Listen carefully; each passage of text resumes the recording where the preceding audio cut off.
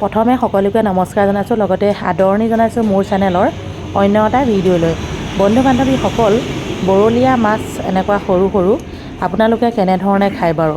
মই আজি কেনেধৰণে খাওঁ তাকেহে অকণমান লৈ আহিছোঁ। এয়া চাওকচোন, প্ৰথমতে চাফ চিকুণ কৰি লোৱা হ'ল, তাৰপিছতে হালধি আৰু নিমখ জোখমতে দি ধুনীয়াকৈ মিশ্ৰণটো কৰি থকা হৈছে। তাৰপাছত কিহৰ লগত ভাজিম, কেনেধৰণে ভাজিম আপোনালোকে প্ৰথমৰ পৰা শেষলৈকে চাব। বৰ বিশেষ দীঘলীয়া নহয়। এইফালে পিঁয়াজ, জলকীয়া, লগতে ধনিয়া অকণমান আৰু নহৰু কেইটামান কাটি লোৱা হৈছে। আজি আকৌ কেমেৰা ধৰা মানুহ নাই, সেয়েহে বন কৰা ল'ৰাটোক কৈছোঁ, তই এনেধৰণে তেল দে, আমুক কৰ ভুচুক কৰ, কেমেৰাটো ময়ে ধৰি দিছোঁ। সি মানে কেমেৰা ধৰিবলৈ নাজানে। যেই নহওক, জোখমতে সৰিয়হৰ তেলখিনি দিয়াৰ পাছত ধুনীয়াকৈ মানে তেলখিনি গৰম হৈ গ'ল, পিঁয়াজখিনি যোগ কৰি দিয়া হ'ল। এতিয়া ইয়াতে কি কি যোগ কৰিম সকলোখিনি আপোনালোকৰ লগত দেখুৱাম। যদিহে কোনোবাই নতুনকৈ চাই আছে, আশা ৰাখিছোঁ ভিডিঅ'টো যদি চাই ভাল পায় লাইক, কমেণ্ট, ছাবস্ক্ৰাইবটো কৰি দিব। এয়া পিঁয়াজখিনি মোটামুটি ৰঙচুৱা হৈ গ'ল। এনেকুৱাতে মাছখিনি যোগ কৰি দিছোঁ। চাওকচোন আপোনালোকে এনেধৰণে ভাজি খায়নে সৰু সৰু মাছবোৰ? এনেকৈ ভাজি খাই বহুত ভাল লাগে। আৰু যিসকলে ভাজি খোৱা নাই, এনেকৈ সৰু সৰু মাছ পিঁয়াজ অকণমান বেছিকৈ দি তেল জোখমতে দিলেই হ'ল আৰু জলকীয়া ফালি ফালি দি দিব। লগতে নহৰু অকণমান থেতিলাই দিলে ভাল লাগে আৰু গোন্ধটো ধুনীয়া লাগে মানে। বৰ্তমান এতিয়া পিঁয়াজৰ লগতে মাছখিনি ভাজি লোৱা হ'ব। এনেকুৱা মাছ ভাজোঁতে সদায় এটা কথা লক্ষ্য ৰাখিব, পিঁয়াজখিনি একেবাৰে জ্বলাই নিদিব। কেলৈ কওকচোন? যিহেতু আমি মাছখিনি ভাজিম ন, সেয়েহে মানে পিঁয়াজখিনি জ্বলাই দিব নালাগে। আৰু মাছখিনিৰ লগত সমানে আকৌ ভাজ খাবই, মানে অলপ হালকা মানে ভাজি ল'ব লাগে পিঁয়াজখিনি। মানে মোটামুটি ভাজি ল'লে ভাল আৰু। মই দেখিছে নাই, বেছি ৰঙচুৱা হ'বলৈ দিয়াই নাই। এতিয়া জলকীয়াখিনি যোগ কৰিবলৈ দি দিছোঁ। লগতে নহৰু অকণমান থেতেলিয়াই লৈছোঁ। নহৰু এনেকুৱা ছিজনত নহৰু খাবই লাগে। হাই প্ৰেছাৰ কাৰণেও ভাল, হজমৰ কাৰণেও ভাল। ABC 3টা ভিটামিন থাকে নহৰুত, সেইকাৰণে নহৰু কম পৰিমাণে খাব লাগে। মানে প্ৰতি সাঁজতে খালেও একো অপকাৰ নকৰে। পৰাপক্ষত খাব সকলোৱে। গেছৰ কাৰণেতো বহুত ভাল, ঠাণ্ডা দিনত গেছ বেছি হয় ন।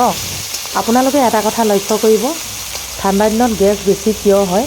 বিভিন্ন ধৰণৰ সোৱাদযুক্ত খাদ্যবিলাক মানে গৰম দিনতকৈ ঠাণ্ডা দিনত বেছি খোৱা হয়।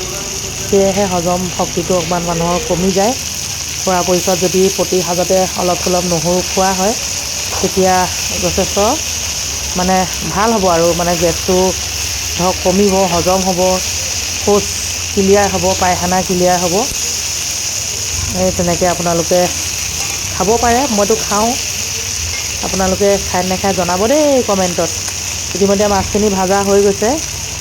মানে প্ৰথমতে সেয়া পিঁয়াজ দি ভাজিলোঁ, তাৰপৰা জলকীয়া নহৰু মিশ্ৰণ কৰি দিয়া হ'ল। এতিয়া খাব পৰা হৈ গ'ল আৰু দেই। শেষত ধনিয়া পাত দি দিয়া হৈছে। এই কেঁচা কেঁচা ধনিয়াবিলাক যে কিমান ভাল ভাল গুণ আছে নহয়নে? এইখিনি কেঁচা কেঁচা ধনিয়া আমাৰ গোবৰত হোৱা মানে।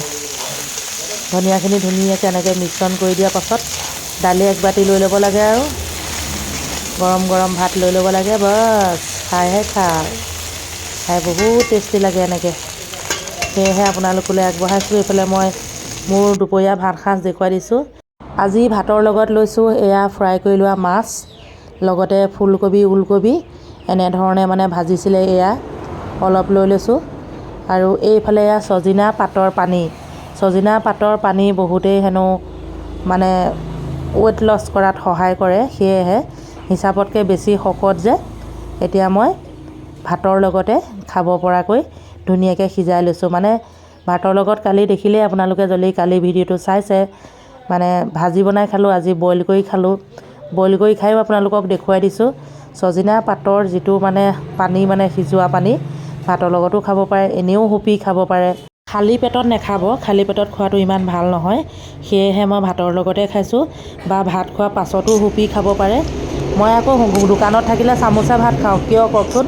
ঘপককৈ কাষ্টমাৰ আহি যাব, কাৰণ হাতখন ধুই মেলি আপোনাৰ কাষ্টমাৰ সুধিবলৈ অসুবিধা হ'ব। সেয়েহে মই চামুচ লৈ লৈছোঁ। টিফিনত এনেধৰণে গোটেইখিনি লৈ লৈছোঁ। ঠিক আছে, মই খাই লওঁ। আপোনালোকে ভিডিঅ'টো চাই কেনে পালে জনাবলৈ নাপাহৰিব। আজিলৈ আহিছোঁ, বাই বাই।